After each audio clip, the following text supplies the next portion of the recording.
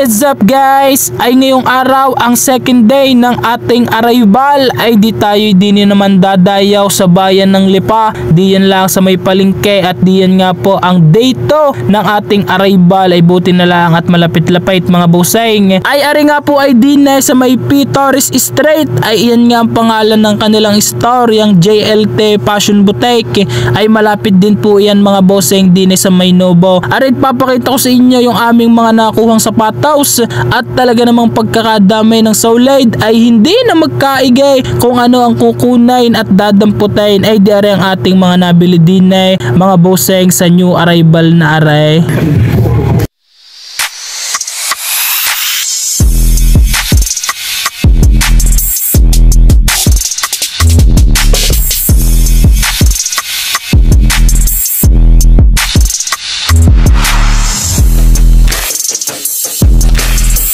Kinuha rin nga natin mga bossing aring tatlong sapatos ay yung New Balance ay ibibigay natin yan kay mama at aring dalawang are ay may bayar na rin mga bossing at tuong pagkakaganda day ng dalawang iyon. Ay dari nga po at tayo ipaparnin na sa JNT at tuong 6 na sapatos ang ating bitbait. Ano gang pagkadami naman yan ay tamang tama ang ating arrival na iyon at ang dami nating nakita. Ay di tayo nandinin na mga bossing sa JNT ay tuong pagkakatraffic naman at darating nga daw po si Pangulong Bongbong Marcos ay buti na lang at bukas pa ring JNT ay ari nga at atin ang ipapadala aring Hoka in country na tong pagkakaganda ng colorway ay isama mo pa ring A6 Meta Ride na talaga naman pagkakaganda day ng outsole ay tong taga Cotabato pa nakabili ay isama na rin natin aring Dyna Black at talaga namang hit pairs aring mga nakuha natin ngayong araw ay lalo na aring A6 Nimbus na 25 ay pinako na rin nga po aring Mizuno Spark nang nakabili po na rin ay from Isabela pa.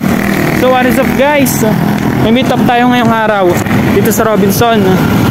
So yung ating buyer from Cuenca, Batangas pa. Let's go. Ay nandini nga daw po ang ating buyer sa may tapat ng Inasal din sa may Robinson at siya nga do'y nakapink mga buseng ay di ating nakita na din si Madam na taga Cuenca, Batangas pa. Good afternoon po. Sa Mizuno po. Check niyo po. Naka-plastic? Yes po, naka-plastic po siya. Tanggal na lang po. Thanks. Size 20. CM25 po. Done deal mga bossing. Ay paano po? Hanggang sa susunod na lang ulit. Thank you!